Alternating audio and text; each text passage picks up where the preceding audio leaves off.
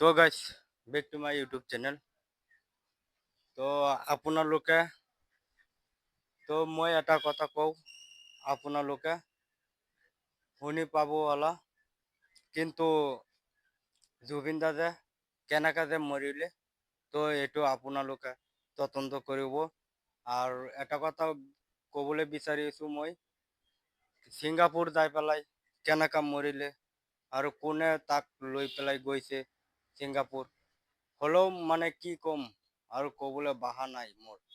কিন্তু জুবিনদাৰ ফ্ৰেণ্ড হয় মই, কিন্তু জুবিনদা যে মৰিলে, তো ছিংগাপুৰ যাই পেলাই কেনেকৈ মৰিলে মই এটা নিউজ চাইছিলোঁ।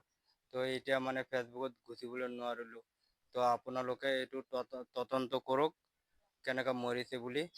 তো আপোনালোকে বেছি বেছি ভিডিঅ'টো মোৰ শ্বেয়াৰ কৰি দিব, কমেণ্টত জনাই দিব।